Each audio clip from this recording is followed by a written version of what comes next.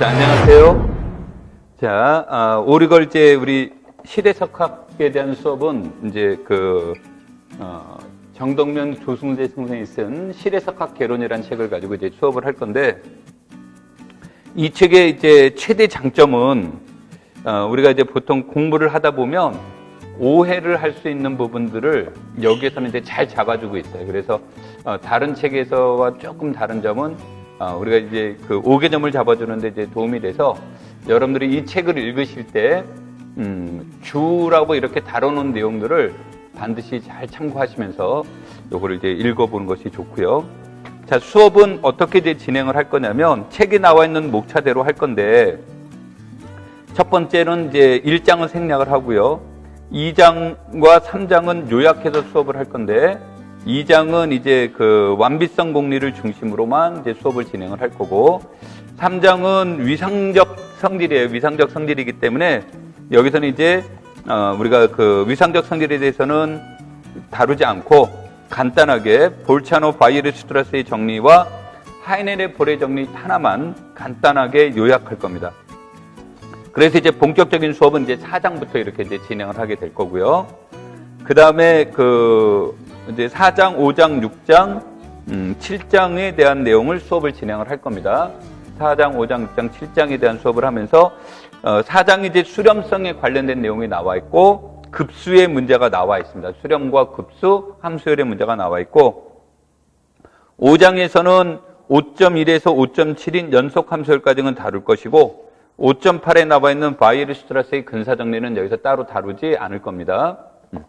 그 다음에 6장에서는 6.1, 6.2, 6.3, 6.4, 6.5에 나와 있는 테일러 정리, 6.6 미분 가능 함수열까지는 다루게 될 거고요. 6.7에 있는 초등 초월 함수는 여기서 따로 다루지 않을 겁니다.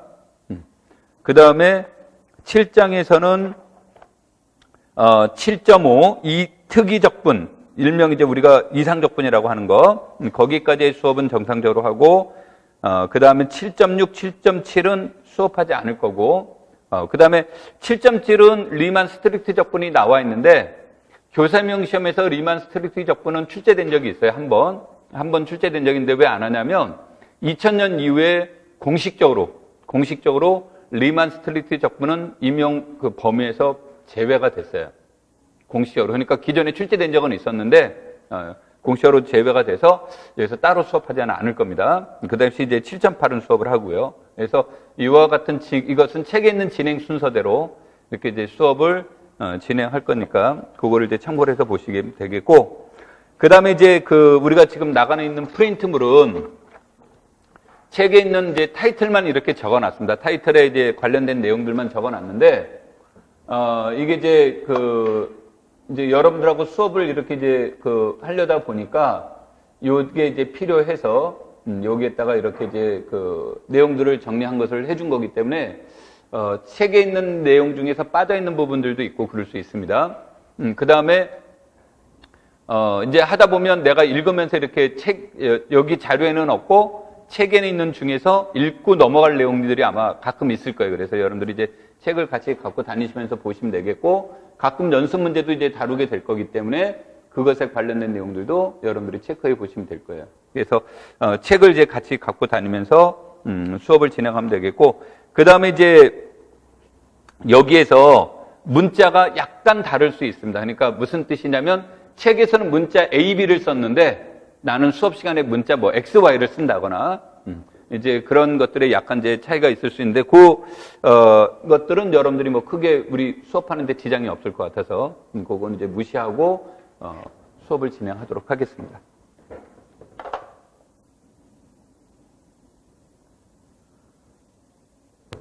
자,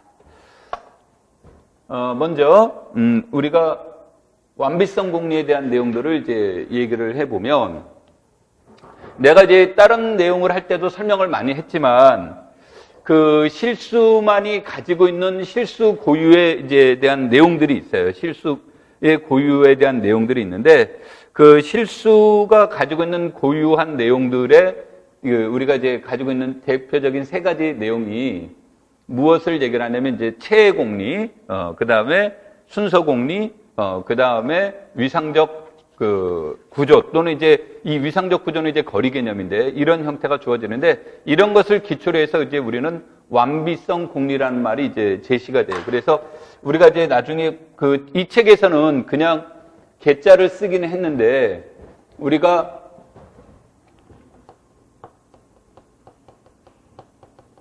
실수계라는 말을 쓰게 되면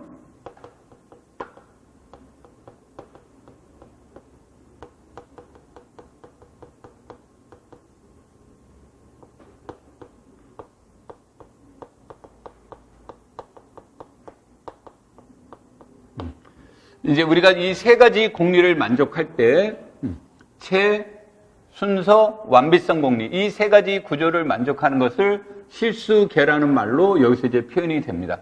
여기서뿐만이 아니라 우리 학교 수학에서도 이러한 내용이 이제 이루어지는 거고, 그래서 이러한 것들에 대한 내용들 중에서 이제 책에서는 앞에서는 체와 순서에 대한 내용을 이제 제시를 했는데 여기서는 아까도 얘기했듯이 그냥 우리 상식선에서 체는 이항연산에 대한 문제를 이제 논의한 거고, 그 다음에 순서는 순서에 대한 논의가 되고, 그래서 완비성 공리를 기초로 해서 우리가 이제 수업을 진행을 할게요. 자, 그래서 이제 그 내용들을 이제 먼저 보시면 2.3.1에 대한 내용은 먼저 간단하게만 얘기를 해보면 X를 실수 전체 집합에 근데 공집합이 아닌 부분 집합이라고 할 때 여기에 있는 모든 X에 대해서 이런 관계를 만족하는 A라는 실수가 존재하게 되면 그때 우리는 X를 위로 6A다라고 얘기하고, 말을 바꿔서 점 실수 A는 X의 상계다라고 이렇게 이제 명명을 하게 됩니다. 자, 그 다음에 이제 반대로 모든 X에 대해서 이와 같은 관계를 만족하는 요 A가 아니라 요 오타인데 B가 존재할 때, 이때 이 B를 우리는 X의 하계다라고 얘기를 하고, 또 입장 바꿔서 X는 아래로 6이다라고 이렇게 명명을 합니다. 그 다음에 X가 위로 6개인 동시에 아래로 6일 때 간단히 X를 6개라고 하고, 이 표현을 나중을 이제 우리가 위에서 얘기를 해보면 세 번째 내용은 이런 얘기죠. 세 번째는 다시 표현해주면 적당한 양의 실수 M이 존재를 하는데 어떤 관계를 만족하냐면 모든 X에 대해서 X의 절대값이 무엇보다 M보다 적거나 같은 이러한 양의 실수 M이 존재하면 우리는 그럼 전체 집합 X를 무엇이라고 한다? 유계라고 한다라는 뜻에 대한 내용이죠. 그럼 이 내용이 주어지면 이때 X는 뭐가 돼요? X는 이런 관계가 되는 거죠. 그러니까 아래로 유계도 되고 동시에 뭐도 된다? 위로 유계도 됩니다라는 뜻으로 이렇게 표현이 됩니다. 자, 그래서 이 내용으로부터 우리가 여기에서 예제에서 뭐 아주 뭐 단순한 예지만 그래도 한번 읽어보면 음의 실수죠. 음의 실수가 되면 얘네들은 위로 6개이고 뭐 0, 1, 2, 3 이런 것들은 전부 다 S에 무엇이 된다? 상계가 된다라는 것을 알 수가 있겠죠. 또 N분의 1은 위로 6개이면서 동시에 아래로도 6개가 되겠죠. 그래서 1, 2, 3 등은 상계이고 0, -1 등은 하계가 되는데 이와 같은 형태가 이제 주어지는데 여기에서 보시면 재밌는 거는 1은 어디의 원소예요? 1은 S의 원소인데 상계가 되고 있죠. 그래서 이제 상계가 S의 원소일 수도 있고 아닐 수도 있고, 이제 여기서는 예제에서 제시하지는 않았지만 하계도 S의 원소일 수도 있고 S의 원소가 아닐 수도 있고, 뭐 이런 뜻으로 우리가 이제 표현이 됩니다.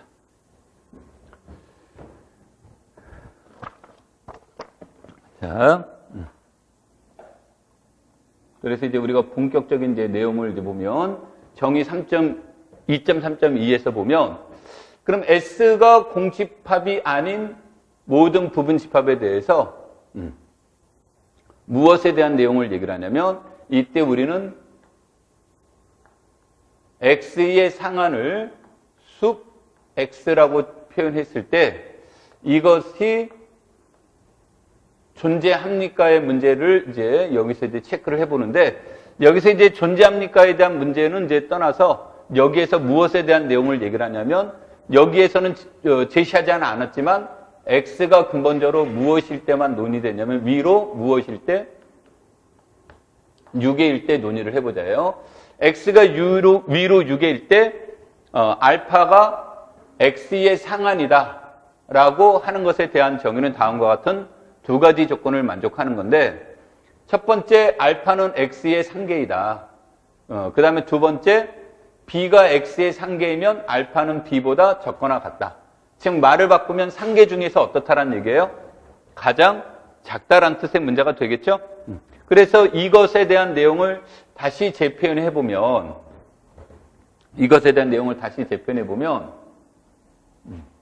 이 상한이라고 하는 것은 그러면 얘가 상한이 되면 임의의 양수 입시론에 대해서 알파와 알파 플러스 입시론의 관계는 어떤 관계가 됩니까? 알파와 알파 플러스 입시론의 관계는 이런 관계이고 알파와 알파 마이너스 입시론의 관계도 이런 관계가 된다는 뜻이죠. 그렇죠? 그러면 이 말은 이것은 무슨 뜻이에요? x의 무엇이 아니다? x의 상계가 아니라는 뜻이죠. x의 상계가 아니라는 뜻이기 때문에 무엇이 존재하냐면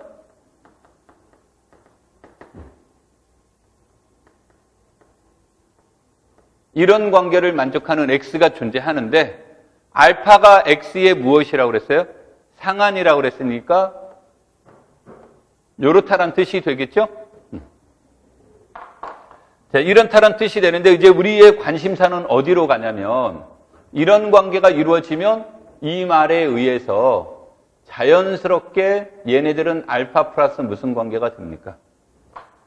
알파 플러스 입시론이 되겠죠? 그래서 이것이 상징하는 의미는 이런 뜻이죠. 임의의 양수에 대해서 알파 마이너스 x의 값은 무엇보다 적다예요?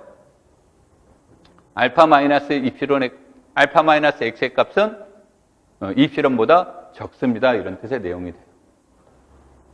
오케이? 그래서 여기에서 알파와 알파 프라임이 x의 상한이라고 해보자.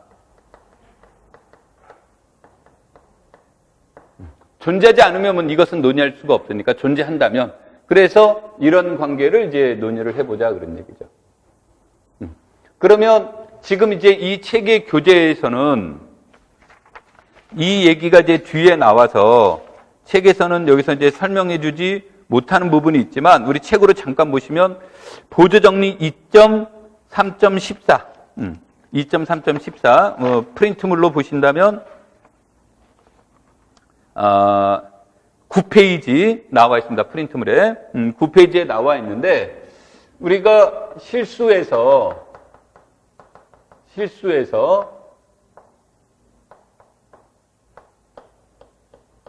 A와 B가 같다라는 말의 뜻은 여러 가지로 쓰여지는데 이제 대표적인 내용 중에 하나가 임의의 입시론에 대해서 이것의 값은 우리는 절대값은 무엇보다 크거나 같다예요.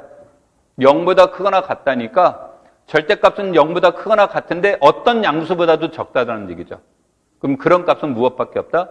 0밖에 없다라는 뜻으로 이제 이렇게 표현이 되고요. 그래서 우리는 이제 주로 이 뜻으로 쓰일 거고 그 다음에 이 말의 의미는 이제 또 무엇으로 되냐면 실수는 전순서 관계가 있으니까 A와 B가 이것이고 B와 A가 이것이면 이런 뜻으로도 얘기가 되고요.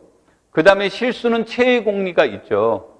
실수는 체의 공리가 있다 보니까 무슨 말이 되냐면 A-B는 무엇이다? 영원이라는 말에 이때 영은 덧셈의 항동원을 지칭한 겁니다. 거리 개념이 아니라.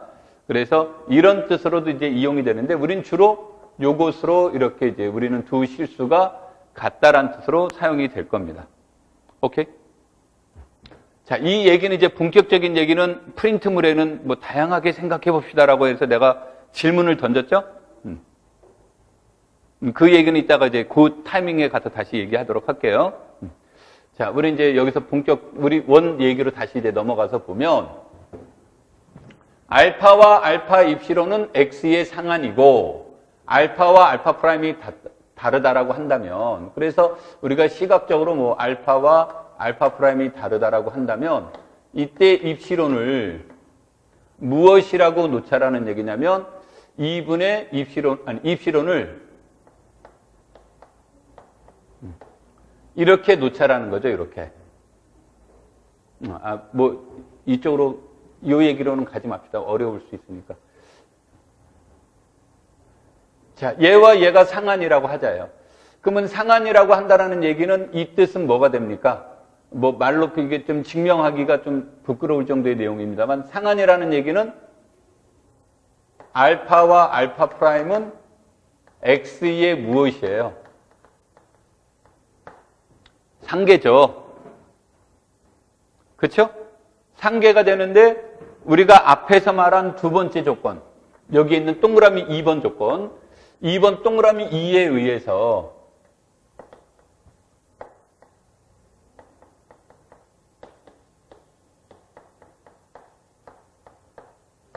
상하는 상계 중에서 뭐가 된다고 그랬어요? 가장 작다고 그랬으니까 이렇게 되겠죠? 또 반대로 얘를 무엇이라고 표현을 하면, 알파 프라임을 상한이라고 표현을 해주면 알파 프라임과 알파가 뭐가 된다요? 이런 관계가 된다죠? 그래서 아까 말한 순서에서 A가 B보다 적거나 같고 B가 A보다 적거나 같으면 A와 B는 무엇이 된다? 같더라, 이런 뜻에 대한 내용이 되겠죠? 됩니까? 그래서 이런 뜻에 대한 내용이 돼서 여기에서 말하는 것처럼 우리가 상한은 그러면 존재하면 어떻게 존재한다?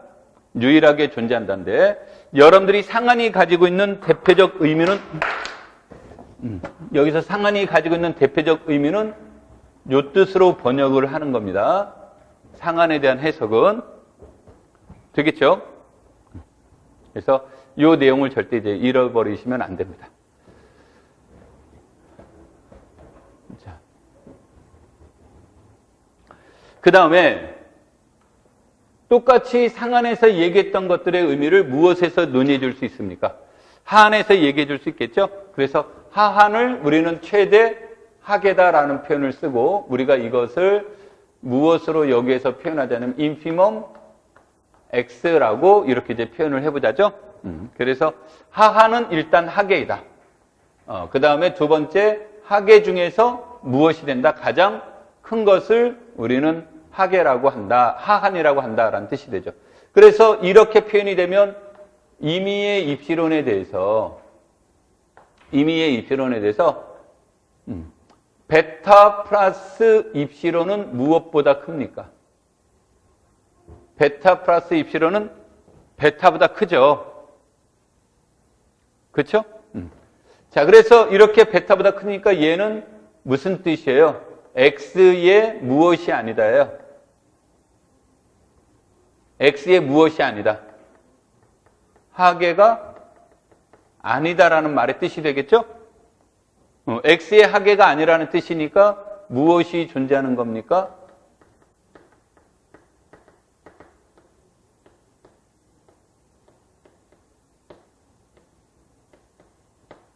이런 관계를 만족하는 무엇이 존재한다? X가 존재합니다라는 말의 뜻이 되겠죠? 오케이? 그러면 이 말은 분명한 것은 베타와 베타 마이너스 입시론은 무슨 관계예요? 이런 관계가 되겠죠? 그래서 이 내용을 그대로 빌려오면 마찬가지로 베타 마이너스 X는 무엇보다 적다? 입시론보다 적습니다라는 말로 표현이 되는 거죠. 그래서 우리는 이제 항상 이런 것에 대해서 이러한 X는 존재합니다가 우리는 하한이 가지고 있는 특징입니다. 그래서 아까 상한의 성질과 마찬가지로 하한도 요와 같은 조건이 돼요. 그래서 하한의 성질은 요 부분이 가장 핵심적인 내용에 해당이 되는 겁니다. 지금은 당장 안 쓰여지는데, 지금 내가 말한 게 지금은 당장 안 쓰여지는데, 이따 이제 우리가 4.3인가 4.4에 가면 그 단조 수열에 대한 수렴성 문제가 있습니다. 그때 요 논리가 기본적인 논리로 이제 작용이 되는 거예요.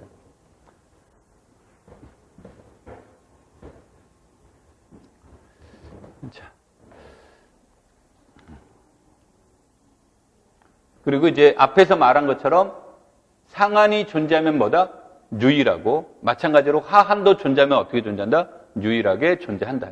그러니까 존재하지 않으면 이건 논의해 줄 수 없지만 존재하면 유일성이 이제 보장이 됩니다라는 말의 뜻이 여기에 문제예요. 자, 그래서 뭐 아주 단순한 내용으로, 그러니까 이건 그냥 읽어보는 수준에서 멈추면 여기에서 이제 예제 3번과 4번을 비교해 보라는 것이 여기에 목적으로 이렇게 보시면 될 것 같아요. 그러면 여기에서 보시면 1, 2, 3은 6개인데 상하는 몇입니까? 3이 상한이고 하한은 1이 하한인데 상한과 하한이 모두 다 어디의 원소예요? S의 원소죠? 그래서 이와 같이 상한과 하한을 모두 다 이제 갖는 이러한 집합. 이게 이제 나중에 무엇과 연관성이 있냐면 폐집합과 이제 연관성이 있습니다. 자, 이 문제를 보시면 상하는 1이고 상하는 요 안에 들어가 있죠? 그 다음에 이것의 하한은 몇이 됩니까? 0이죠? 0인데 0은 어디의 원소는 아니에요? S의 원소는 아닌 거죠? 그래서 얘는 닫힌 집합, 폐집합은 아니구나라는 것과 연관성 있는 표현이 됩니다. 그 정도 선으로만 여기서는 얘기하죠. 자, 그 다음에 이제 완비성 공리, 이제 본격적으로 이제 완비성 공리로 이제 넘어가서 보시면,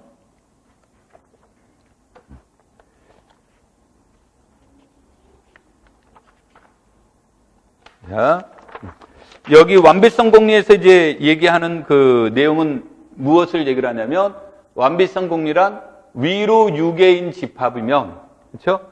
완비성 공리란 위로 6개인 집합이면, 물론 무엇은 아닌 거?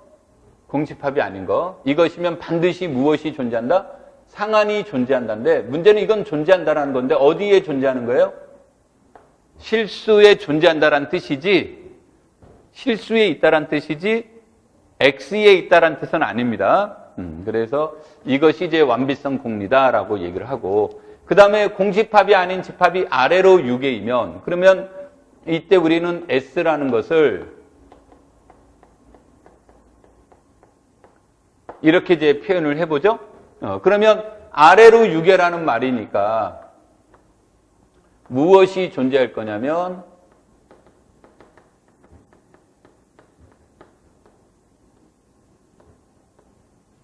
이런 관계를 만족하는 무엇이 존재한다가 돼요. B가 존재한다는 뜻이 되겠죠? 그렇죠? 그러면 이것을 이쪽 내용으로 끌고 가면 마이너스 X는 무엇보다 적거나 같다예요. 마이너스 X는 무엇보다 적거나 같다예요? 마이너스 B보다 적거나 같다니까 이 말은 S는 위로 무엇이다. S는 위로 6이라는 얘기죠. 그러면 무엇에 의해서? 6이니까 무엇에 의해서? 완비성 공리에 의해서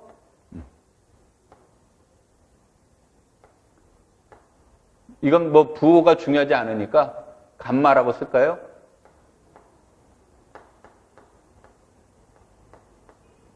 이런 것이 존재한다가 되겠죠. 그렇죠? 참 여기 문자 잘못됐습니다. 감마가 존재하겠죠, 이렇게.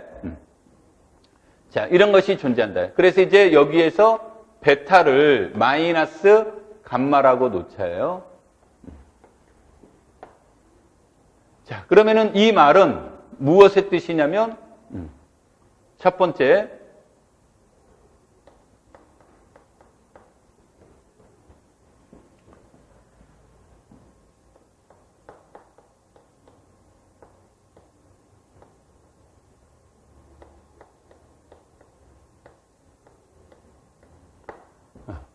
모든 X에 대해서 감마가 상한이라고 그랬으니까 상계가 돼서 이런 관계가 된다는 뜻이죠.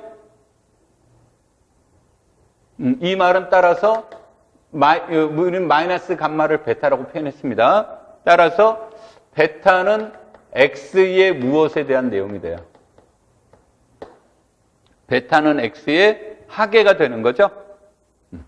그 다음에 이제 여기에서 b를 x의 하계라고 하면 앞에서 얘기한 것처럼 모든 x에 대하여 마이너스 x, b는 이것이므로 마이너스 x는 마이너스 b.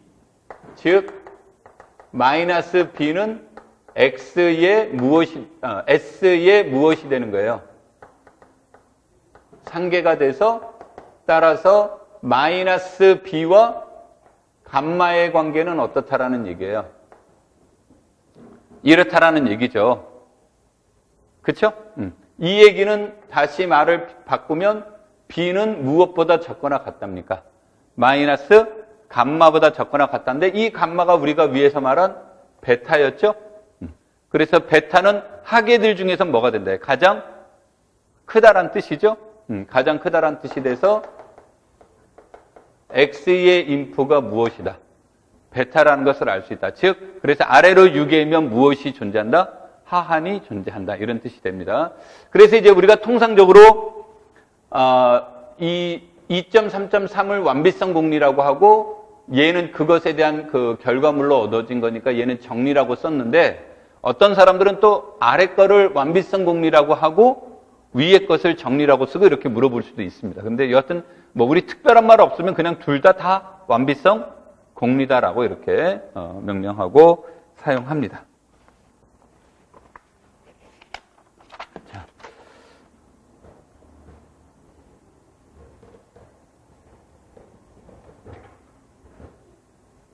그 다음에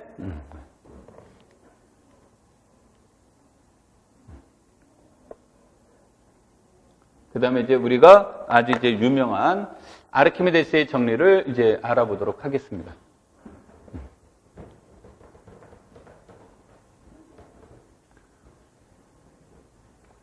자, x, y가 주어졌을 때 x가 양수고 이것을 만족하는 자연수 n이 존재함을 이제 보이시오라는 문구가 여기에 대한 이제 내용이 되는데 우리가 이런 문장이 이제 주어지게 되면 x와 y라는 값이 구체적으로 주어지면 그러한 자연수 n을 찾아줄 수는 있는데 이 문제는 x, y가 구체적인 수의 문제가 아니라는 거죠. 그래서 이런 문제가 나오면 직접 증명이 곤란하니까 무엇을 하자? 간접 증명을 이제 하자라는 거죠. 자, 그래서 이것에 대한 내용이 이제 주어지면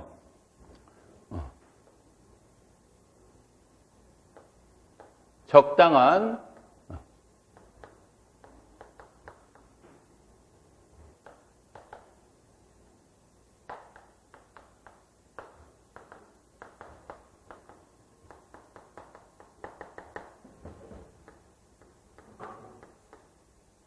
이런 관계를 만족하는 x와 무엇이 존재한다고 가정하자? y가 존재한다고 가정을 해보자. 가정을 하자. 즉 s를 무엇이라고 놓자라는 얘기냐면 nx 이런 집합이라고 놓자예요. 저런 집합이라고. 그럼 이렇게 되면 모든 자연수에 대해서 모든 자연수가 무엇보다 적거나 같다 했습니까? y보다 적거나 같다 했으니까 이렇게 주어지니까 s는 위로 무엇이 돼요? 유계인 집합이 되는 거죠. 위로 유계인 집합이니까 무엇에 의해서? 완비성 공리에 의해서 무엇이 존재하냐면 상한이 존재하더라 이런 얘기죠. 그렇죠? 즉 nx가 무엇보다 적거나 같은 알파보다 적거나 같은 저러한 것이 존재하더라 그런 뜻이에요. 되겠습니까? 그러면은 이런 관계가 되니까 이 말은 모든 nx가 알파보다 적거나 같으니까 특별한 nx도 무엇보다 적거나 같습니까? 모든 nx가 알파보다 적거나 같으니까 특별한 nx도 알파보다 적거나 같아야 되겠죠? 그래서 이게 주어지니까 이때 n 플러스 1 x도 무엇보다 적거나 같다가 돼요. 알파보다 적거나 같다가 되겠죠. 그렇죠? 그러면 이것은 무슨 뜻이 됩니까?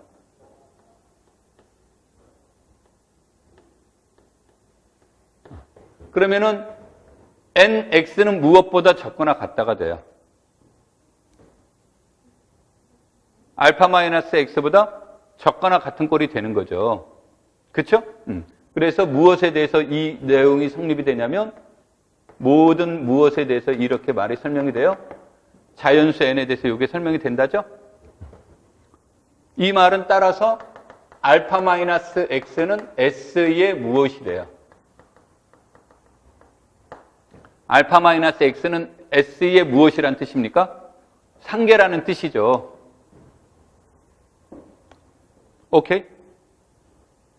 상계가 되는데 상계가 주어지면 당연히 상하는 상계 중에서 뭐라고 그랬어요? 가장 작다라고 얘기를 했으니까 이런 관계가 돼야 되겠죠? 아이고. 이렇게 돼야 되겠죠. 지금 뭐 2단 접착이 한 거 아니고. 이렇게 되겠죠. 그러니까 이렇게 주어진다는 얘기는 즉 x가 뭐라는 뜻이에요? 음수에만 이게 성립이 되는 거죠. 그렇죠? 뭐 얘가 0이라고 등호를 붙여도 상관은 없고요. 그런데 우리가 x라고 하는 것은 처음부터 x는 뭐가 된다고 그랬습니까? 여기에서. x는 양수라고 얘기를 했는데 여기에서는 0보다 적거나 같다고 그랬으니까 얘는 뭐다? 모순이라는 얘기죠. 이 말은 따라서 s는 무엇이 아니다. 위로 유계가 아니니까 이제 이게 모순이 되는 거죠. 이게 모순이 되니까 최초의 가정 자체가 어떻다라는 얘기예요? 가정 자체가 잘못됐다. 그래서 모든 양의 실수 x와 모든 실수 y에 대해서 적당한 자연수가 존재하는데 어떤 관계를 만족하는 거? 이런 관계를 만족하는 것이 존재합니다. 이런 뜻이 되겠죠. 그렇죠? 그러면 이제 이 내용이 주어져서 여기서 이제 끝났는데 이 내용에서 보시면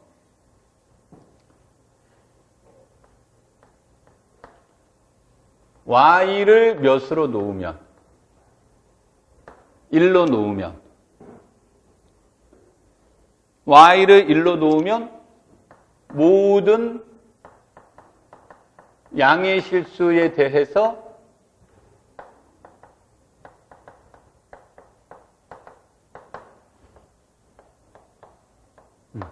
nx가 몇보다 큰 1보다 큰 이런 것이 이제 존재하겠죠? 그 다음에 이 내용은 또 뭐로 표현될 수 있냐면 y는 양수이고 x는 1로 놓아도 이 식은 성립돼야 되는 거죠. 특별한 모델에 해당이 되는 거니까. 그러면 이제 무엇에 대한 내용이 존재하는 겁니까?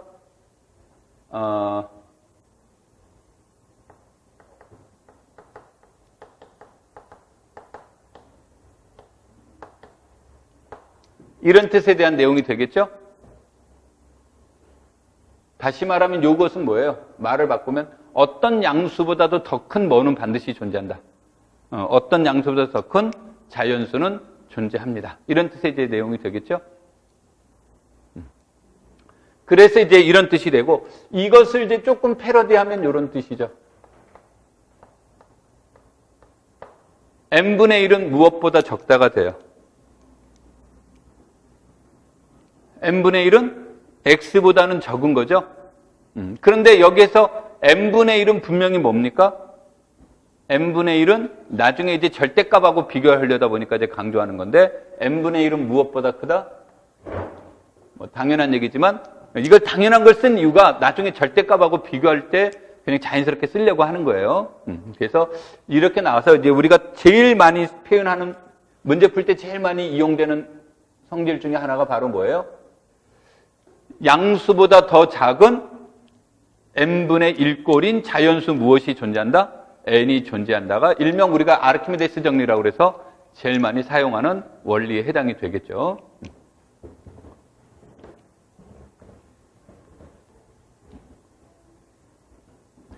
자, 그래서 이 내용을 이제 우리가 이제 받아서 얘기한 게 바로 요거죠. 방금 전에 얘기한 게 어떤 실수가 존재하든 간에 그거보다 더 큰 자연수는 반드시 뭐다?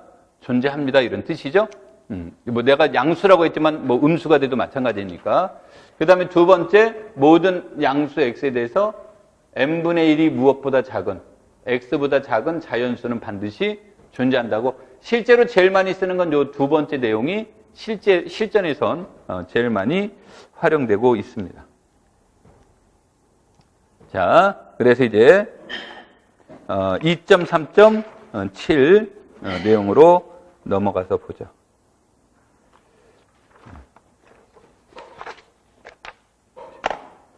그래서 이렇게 넘어가서 일명 이제 우리는 조밀성에 대한 내용으로 보도록 하겠습니다. 자, 그러면 이 내용을 보시면 이렇게 주어졌으니까 이 문제는 y-x는 무엇이 됩니까? y-x는 양수가 된다라는 얘기죠. 그렇죠? 양수가 되니까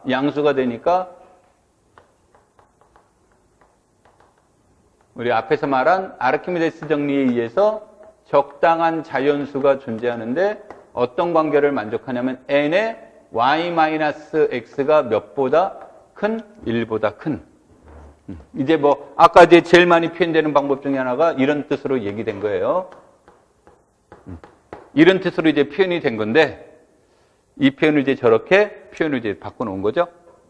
그러면 이것이 주어지니까 ny는 nx 플러스 1보다는 무엇이 된다가 됩니까?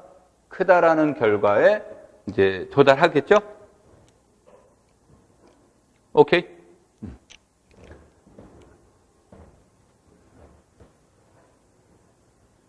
자, 그래서 이제 여기에서 s를 nx라고 놓으면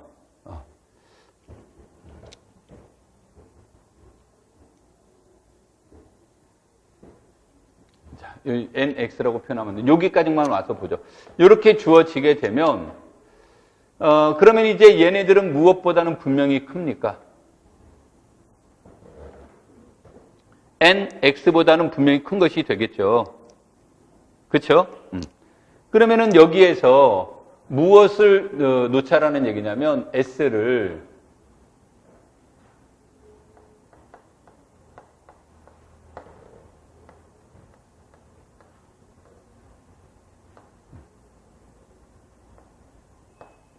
이러한 자연수들의 모임이라고 놓자예요. 이런 거. 그렇죠? 그러면 우리 방금 말한 것에 의하면 nx는 nx 플러스 1보다 뭐가 돼요? 적은 거였고, 그럼 우리 앞에서 얘기한 것처럼 이거보다 더 큰 자연수는 반드시 무엇한다가 아르키메데스의 주장이었어요. 자연수가 반드시 존재합니다가 아르키메데스의 주장이니까, 그래서 얘는 누구의 정리에 의해서?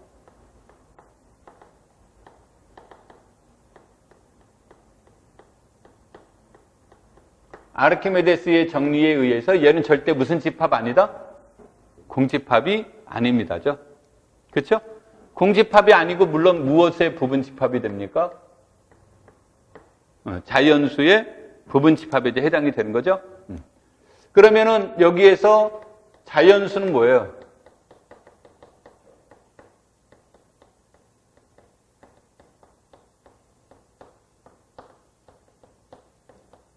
자연수의 정렬성에 의해서 S의 최소원이 존재한다죠.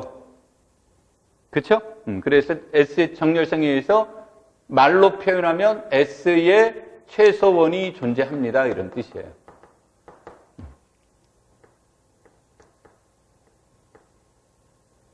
이런 관계가 되는 것이 존재합니다.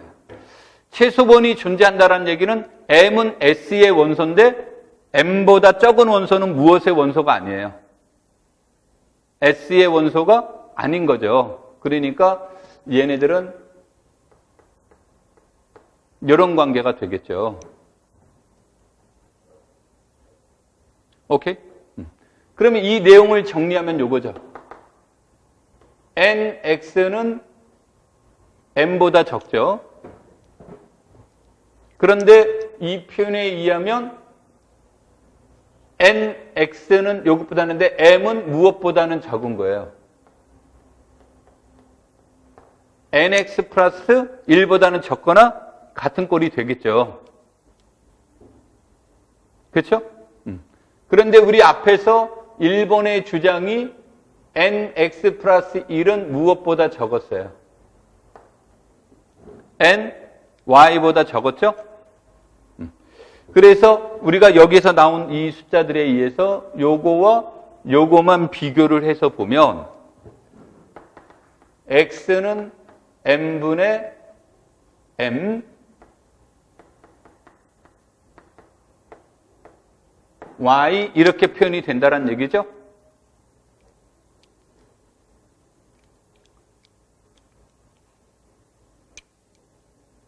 오케이? 자, 내가 지금 증명한데 모순이 없었습니까? 모순이 하나가 있었는데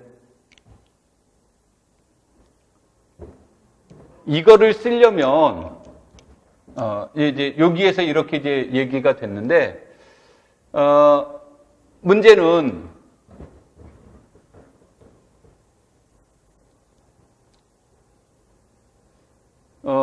여기로 이제 넘어가는 과정이죠. 여기에서 넘어가는 과정에 이런 얘기를 할 때 우리가 이런 문제는 이제 근본적으로 아르키메데스에 대한 이 내용들을 써주려고 한다면 하는 문제죠. 그래서 이런 것들을 써줄 때 우리가 통상적으로 이제 여기서 케이스 바이로 가요.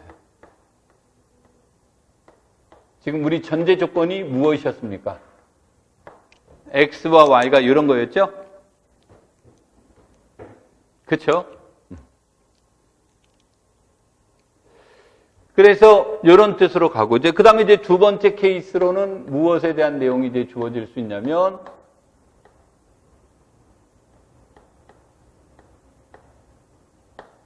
이런 관계가 이제 주어질 수 있죠. 그렇죠? 그럼 이런 관계가 주어지면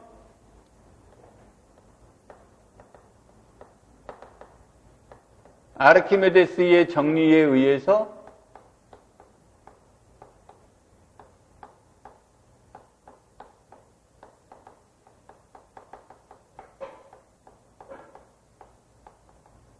무엇이 존재하는 거예요?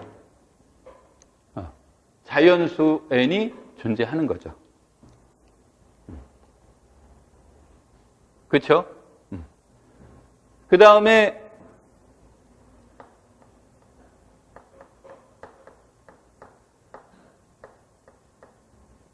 이런 경우가 주어질 수 있다죠. 근데 이제 나중에 0이 조금 문제가 불편해서 0을 이제 따로 처리하기도 하는데, 자, 뭐 이제 따로 처리한다는 얘기는 요 문제가 이거를 나눠버려요. 그래서 나눠서 이런 경우일 때, 이런 경우일 때, 뭐 이렇게 이제 표현을 이제 쓰기도 합니다. 자, 그러면은 뭐 똑같은 표현이 되는데 얘가 주어지면 좌우지간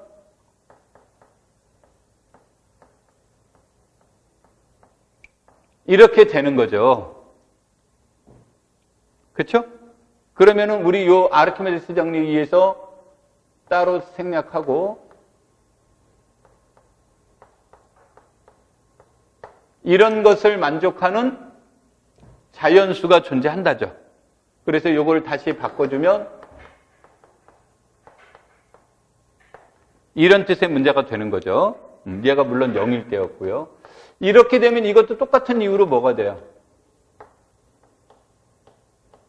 얘가 되면 우리 케이스 1에 의해서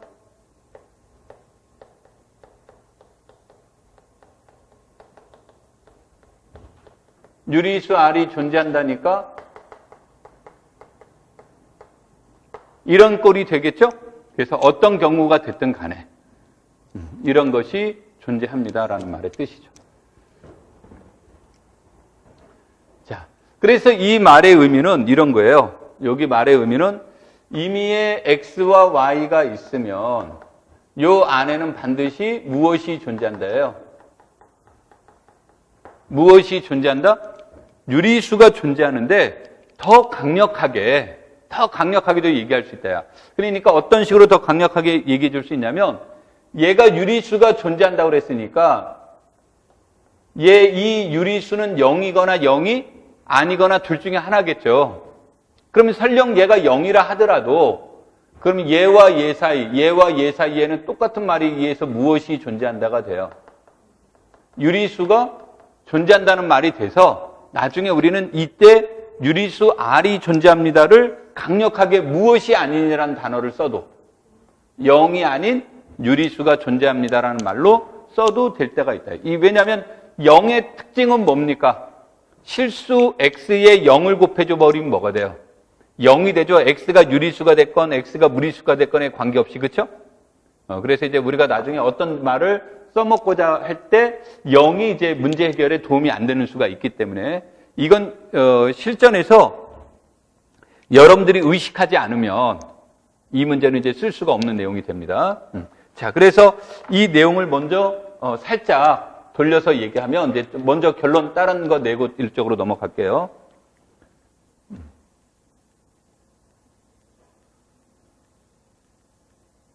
자, 그래서 이제 여기에서 얘기한 것처럼 그러면 얘가 주어지면 그런 거죠. 그럼 얘가 주어지면 이 관계가 유지가 되는 거죠. 그러면 이 관계가 유지가 되니까 0이 아닌 유리수가 존재를 하는데 어떤 관계를 만족하냐면 루트 2분의 x가 r의 루트 2분의 무엇이 되는 y가 되는 것이 존재한다죠? 오케이? 이 말은 x가 r 곱하기 루트 2 y가 되는데 얘가 무엇이 아니므로 얘가 무엇이 아니란 걸 강조를 했으므로 0이 아니라는 걸 강조를 했으니까 요거는 뭐가 되는 겁니까? 무엇이 되는 거예요? 무리수가 돼서 x와 y 사이에는 무리수가 존재합니다. 이런 뜻이 되죠. 만약에 저기에다 우리가 r이 0일 수도 있고 아닐 수도 있다는 표현이 돼버리면 극단적으로 몇이 될 수도 있다요? 0이 될 수도 있는 문제가 나오겠죠? 그래서 그런 것들을 이제 피하고자 할 때 주로 이용되는 표현입니다. 자, 다시 앞으로 넘어가서 보도록 하죠.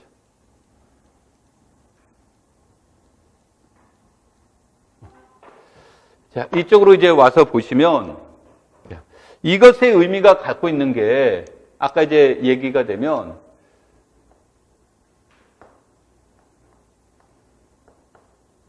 X와 Y가 주어져 있다. 그러면 X와 Y 사이에 이 안에는 무엇이 꼭 존재한다고 그랬어요? 유리수가 존재한다라는 얘기인데 이 문장 자체가 X와 R은 같지도 않고 X와 무엇도 같지가 않다요? X와 R이 같지 않다라는 뜻이 다 같이 내포되어 있는 거죠? 오케이? 그러면 이 말은 X가 유리수라고 할 때 이 유리수의 직후자가 얘가 X의 직후자라고 가정을 해보면 X 다음에 바로 나오는 유리수라고 가정을 해보면 그러면 얘와 얘 사이에 무엇이 있다고 그랬어요? 유리수가 있다고 그랬으니까 직후자라는 사실에 위배가 되겠죠? 그래서 이 말은 유리수는 직전자와 직후자가 존재하지 않는 것이 됩니다. 정수 같은 경우는 직전자와 뭐가 꼭 존재합니까? 직후자가 존재하지만 이게 유리수와 정수의 차이인데 정수도 가산집합이죠? 유리수도 가산집합이죠? 근데 결정적 차이는 정수는 직전자와 무엇이 존재하는데 직후자가 존재하는데 유리수는 직전자와 직후자가 존재하지 않는다. 그래서 동급으로 취급하면 안 되는 결정적인 차이예요. 되겠죠? 자, 그 다음에 이제 두 번째로 이 문장은 내가 여기에 임의의 실수 A를 잡았어요. 그러면 여기에는 A 플러스 몇이 있습니까? 1이 있죠. 그러면은 얘와 얘 사이에는 반드시 무엇이 존재합니까? 이게 글씨가 안 보이죠, 지금 이게.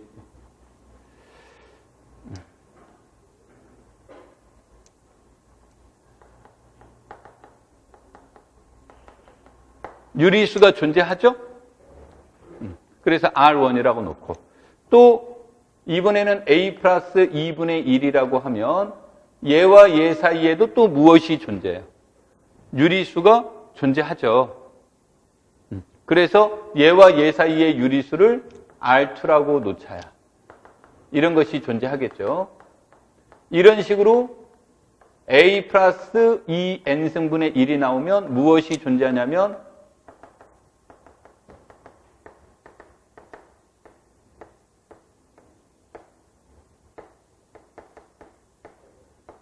이런 관계를 만족하는 무엇이 존재한다가 돼요. 유리수가 존재한다가 되겠죠? 지금 내가 한 말을 전부 다 유리수란 말을 아까 뒷얘기 꺼내면 무리수로 바꿔도 상관은 없는 거죠. 그럼 이렇게 주어지면 이때 수열, 유리수열 Rn을 생각할 수 있죠? 그런데 뭐 우리 수렴성은 논의하지 않았지만 직관적으로 얘가 어디로 수렴한다는 걸 알 수 있습니까? 얘가 A로 수렴한다는 걸 알 수 있다죠? 그래서 이제 그 조밀성이 가지고 있는 말은 조밀하다라는 의미도 있지만 이 말은 임의의 실수 A에 대해서 우리가 필요하다면 A로 수렴하는 유리수열은 존재한다. 또 만약에 필요하다면 A로 수렴하는 무리수열도 뭐다? 존재한다. 라는 말을 우리의 편의에 따라서 사용할 수 있습니다가 여기에 배경적으로 깔려 있는 겁니다. 자, 그래서 우리가 이제 문장을 읽으실 때 꼭 여러분들이 공부를 할 때 이 내용을 증명했습니까? 물론 얘가 이제 시험에 나왔어요. 얘를 증명하라는 게 이제 시험에 나오긴 했는데 얘를 증명했느냐 안 했느냐보다 더 중요한 건 이 개념이 얘네들이 가지고 있는 의미가 무엇이냐가 더 중요한 겁니다. 그래서 이 의미 전달이 정확하게 되어야 돼서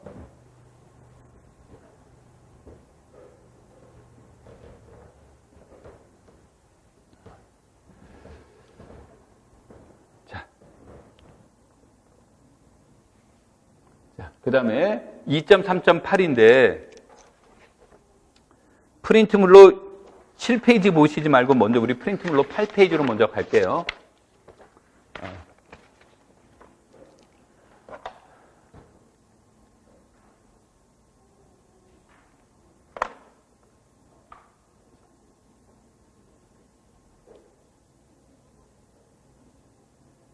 자, 우리 프린트물 8페이지 내용을 먼저 보면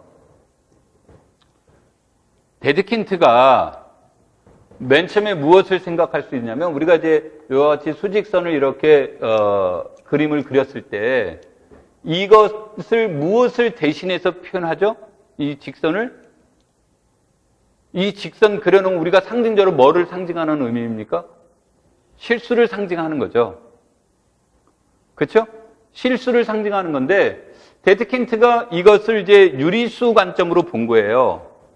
유리수 관점으로 이제 봐서 유리수를 절단을 한 겁니다. 그래서 유리수를 절단을 했는데 어떻게 되냐면 유리수의 절단이란 두 집합 A, B로 분할을 하는데 A와 B의 합집합은 전체 집합이고 A와 B는 각각이 공집합이 아니면서 A에 있는 모든 원소와 B에 있는 모든 원소는 이런 관계가 이루어지면 Q를 A와 B로 분할했다라고 이렇게 얘기를 합니다.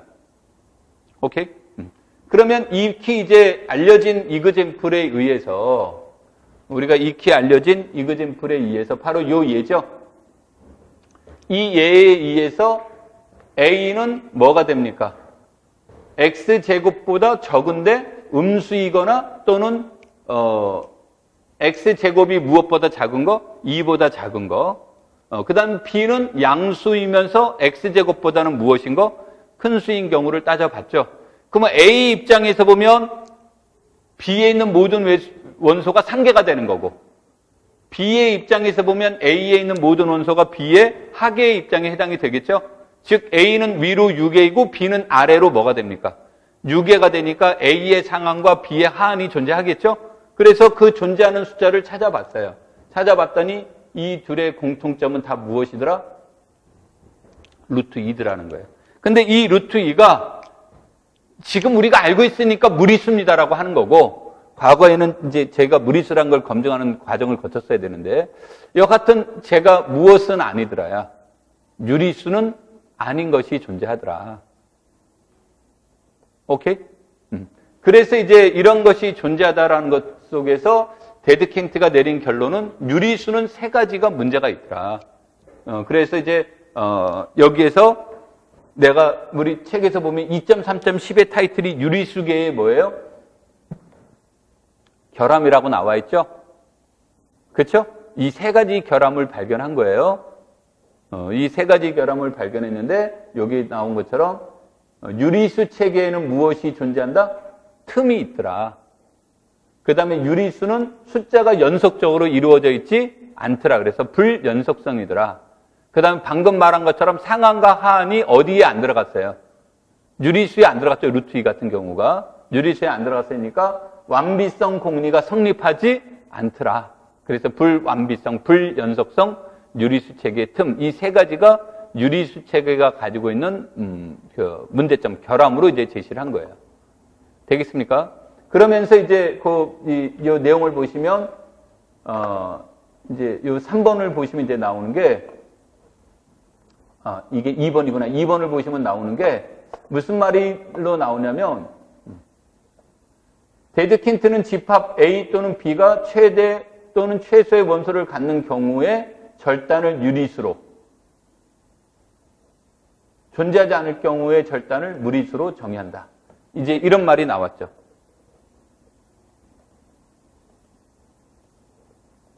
이제 무슨 뜻인지 이해됐습니까? 유리수를 가지고 우리 그림상으로 이렇게 보죠. 여기를 왼쪽을 A, 오른쪽을 뭐로? B라고 이렇게 표현하자요. 그러면은 A와 B, 이제 유리수로만 얘기하는 겁니다. 이렇게 얘기를 하면 A와 B의 합집합은 유리수가 될 것이며, 그쵸? 그 다음에 A와 B는 공집합이 아니고 A는 B의 하계이고 B는 A의 상계가 되는 모델이 되죠. 그러면 여기에서 요 집합이, 요 점이, 요 점을 알파라고 한다면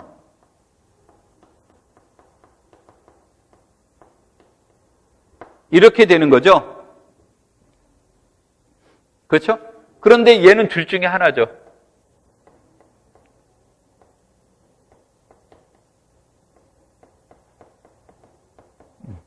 얘가 A의 원소이거나 또는 B의 원소이거나 또는 A에도 안 들어가고 B에도 안 들어가거나, 그렇죠? 그래서 이렇게 주어지는 경우에, 이렇게 주어지는 경우 알파를 무엇이라고 명명하자? 알파를 무엇이라고 하자? 유리수라고 하고, 이렇게 주어졌을 때 알파를 무엇이라고 하자? 무리수라고 이렇게 명명합시다라는 것이 데드킨트의 결단이에요. 그래서 우리가 데드킨트의 절단하면, 그리고 이때 얘를 절단이라고 표현한 거예요. 얘를 뭐라고 표현한 거예요? 이것을 절단이라고 표현한 겁니다. 자, 이것이 이제 우리가 그 데드킨트의 결함으로 알아둬야 될 대표적인 내용이 됩니다. 되겠죠? 그런데 이제 이런 걸 통해서 이런 것으로 실수를 하게 되면 실수는 이때 상한, A의 상한 또는 B의 하한은 반드시 A 또는 어디에 들어가 있다? A 또는 B에 들어가 있다라는 것이 이제 데드킨트의 주장이 되는 겁니다. 실수로 영역을 확장시킨다면, 그러면서 그러면 실수라는 집합을 이렇게 수직선으로 표현될 수 있겠구나 라는 말이 나온 거예요. 되겠죠?